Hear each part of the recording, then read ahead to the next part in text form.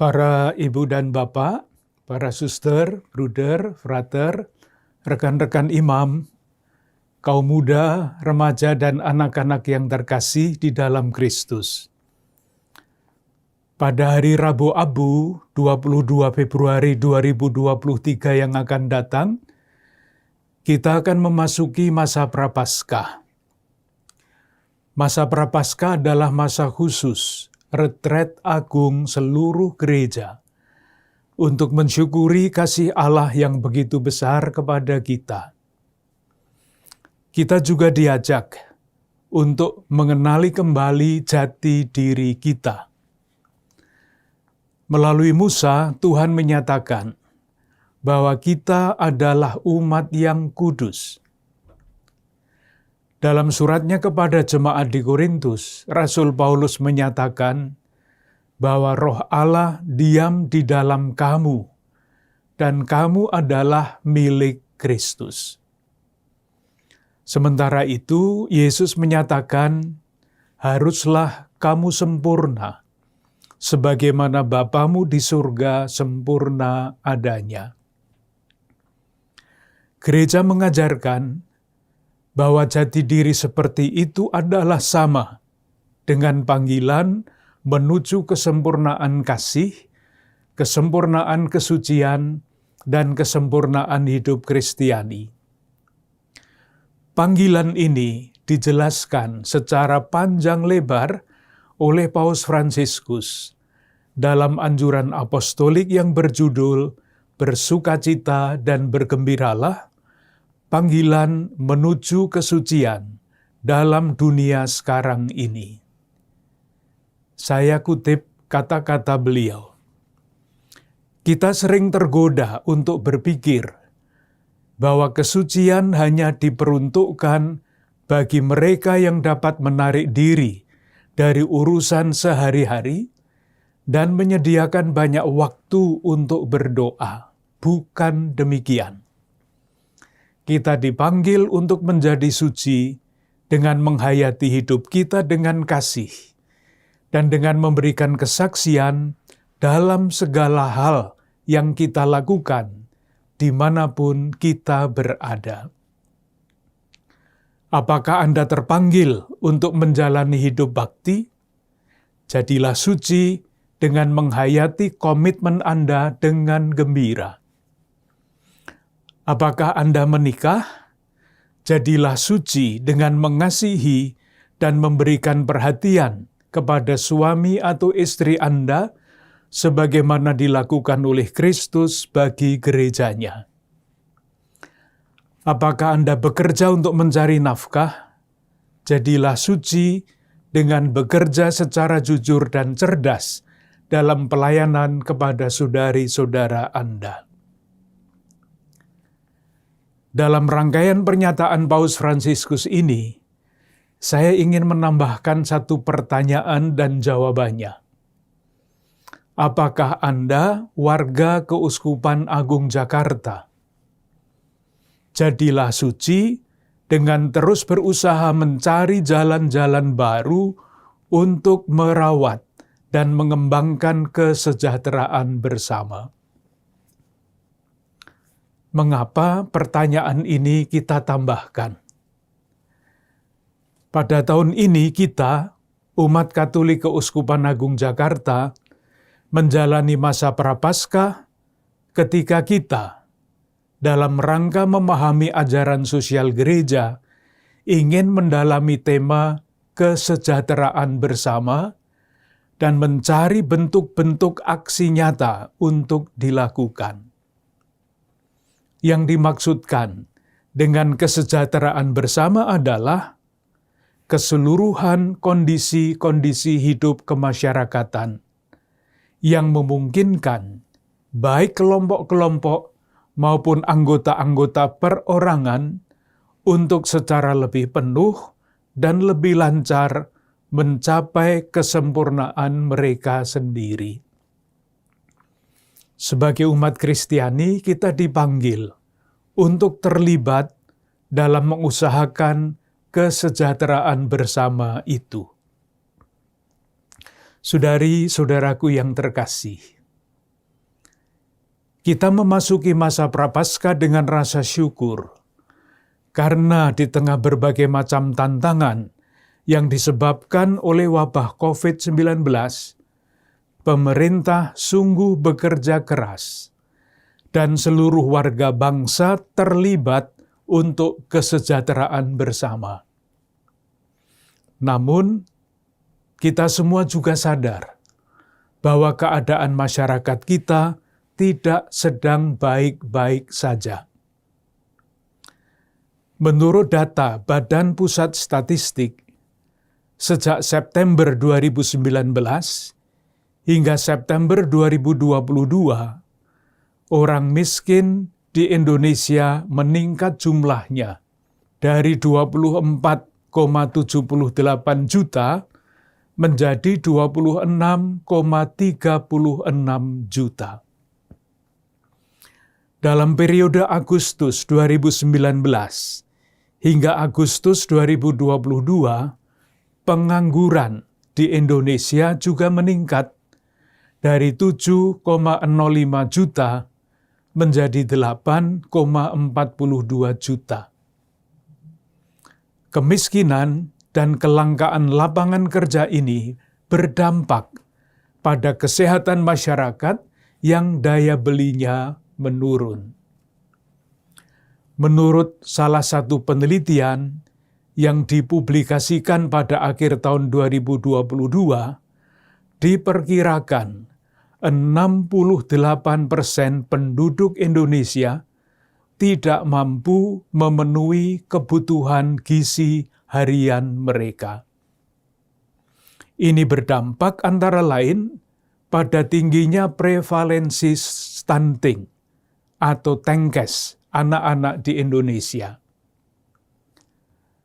Menurut survei status gizi Indonesia, angka prevalensi TENKES anak-anak balita pada tahun 2022 sebesar 21,6%. Sementara itu, angka kasus TENKES pada anak-anak usia 12-13 bulan pada tahun 2022 meningkat dari 565.479 menjadi 978.930 anak. Kesehatan mental masyarakat juga terdampak. Berdasarkan hasil survei nasional mengenai kesehatan mental remaja Indonesia, 1 dari 3 remaja berusia 10 sampai 17 tahun di Indonesia memiliki masalah kesehatan mental dalam 12 bulan terakhir. Jumlah itu setara dengan 15,5 juta remaja Indonesia. Tentu keadaan masyarakat kita jauh lebih kompleks daripada yang tercermin dalam angka-angka itu. Saudari-saudaraku yang terkasih, saya ingin mengajak saudari-saudara sekalian untuk secara khusus menyadari satu dari antara kejahatan kemanusiaan yang paling besar yang langsung berlawanan dengan cita-cita kesejahteraan bersama, yaitu perdagangan orang. Saudari-saudara kita yang paling miskin, rentan, dan difabel, serta perempuan dari segala usia dan anak-anak, kaum migran, pengungsi, dan saudari-saudara kita yang datang dari keluarga yang tidak harmonis, sangat rentan dieksploitasi untuk praktek perdagangan manusia. Pada awal bulan Januari 2023 ini, polisi menangkap 4 orang terduga pelaku perdagangan orang di sebuah apartemen di kawasan Cempaka Putih, Jakarta Pusat. Tindak pidana perdagangan orang juga banyak menyerang saudari-saudara kita, pekerja migran Indonesia yang bekerja di luar negeri. Menurut Direktur Perlindungan Warga Negara Indonesia, Kementerian Luar Negeri, jumlah kasus tindak pidana perdagangan orang warga negara Indonesia di luar negeri periode 2017 hingga Oktober 2022 terus meningkat.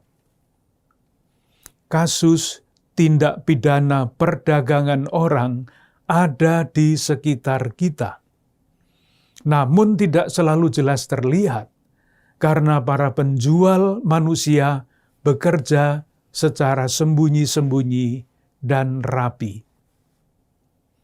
Gereja menegaskan bahwa perdagangan orang dan penyelundupan migran adalah kriminal dan dosa berat karena melecehkan serta merusak martabat manusia. Paus Fransiskus menyebut praktek perdagangan orang sebagai luka serius di dalam masyarakat dan gereja. Karena itu, Bapak Suci menyampaikan komitmen gereja untuk memerangi praktek perdagangan orang. Saya kutip kata-kata beliau, Gereja Katolik ingin terlibat dalam memerangi kejahatan perdagangan orang. Gereja ingin melindungi korban dari penipuan dan bujuk rayu pedagang orang. Gereja ingin menemukan mereka dan membebaskan mereka ketika mereka direkrut, disekap, dan direndahkan sebagai budak. Gereja ingin mendampingi mereka setelah mereka dibebaskan. Saudari-saudaraku yang terkasih, tantangan dan kenyataan yang tergambar dalam angka-angka dan pernyataan-pernyataan itu menunjukkan bahwa perjuangan untuk mewujudkan kesejahteraan bersama menjadi sangat penting, sangat relevan, sekaligus sangat kompleks. Kesejahteraan bersama adalah wujud nyata dari keselamatan yang merupakan buah sengsara, wafat, dan kebangkitan Kristus yang akan kita rayakan pada Pekan Suci. Keselamatan manusia secara fisik, tubuhnya, secara mental, jiwanya, dan secara spiritual, rohnya. Pertanyaan yang mesti kita jawab adalah ini: apa yang harus kita lakukan supaya kesejahteraan bersama, fisik, mental, spiritual, dapat semakin terwujud? Beberapa contoh berikut ini dapat kita pertimbangkan. Kita bisa mulai dari keluarga kita masing-masing dan lingkungan terdekat dengan merawat dan mengembangkan keharmonisan relasi dalam keluarga dan lingkungan terdekat.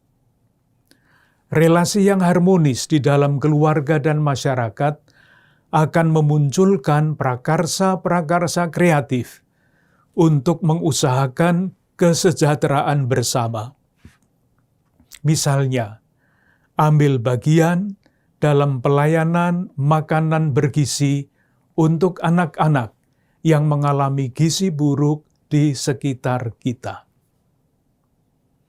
Kita juga dapat membantu saudari-saudara kita yang masih berjuang untuk dapat memenuhi kebutuhan dasar mereka dengan membantu memberikan akses jaminan sosial, bantuan karitatif 5 kebutuhan dasar, pangan, sandang, papan, kesehatan, dan pendidikan. Saudari-saudara kita yang mengalami gangguan kesehatan fisik, mental, dan spiritual menjadi sangat rentan terhadap berbagai macam eksploitasi. Perlu ditemukan aksi-aksi kreatif untuk membantu mereka.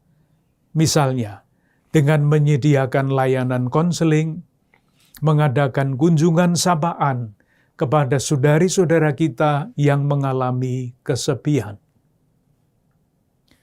Motif ekonomi biasanya menjadi penyebab orang terperangkap menjadi korban perdagangan orang. upaya-upaya konkret dapat dilakukan untuk membantu saudari-saudara kita yang kurang beruntung. Misalnya, mendapatkan pekerjaan formal atau informal. Membantu saudari-saudara kita dalam usaha mikro, kecil, dan menengah. Memberi bantuan teknis keterampilan, permodalan, dan pemasaran. Menciptakan lapangan kerja baru, serta penyadaran dan sosialisasi tentang bahaya perdagangan orang di dalam keluarga kita dan lingkungan sekitar kita.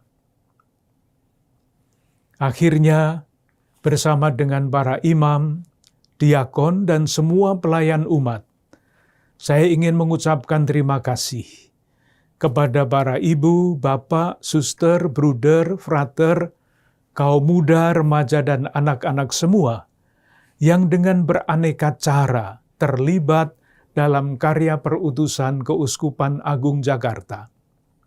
Kita berharap melalui berbagai prakarsa yang kita jalankan, khususnya selama masa Prapaskah, sekecil dan sesederhana apapun, kita terus dapat berkontribusi untuk mewujudkan kesejahteraan bersama yang adalah wujud nyata keselamatan. Salam dan berkat Tuhan untuk Anda semua, keluarga-keluarga dan komunitas Anda. Bunda Maria dan Bapak Yusuf, doakanlah kami.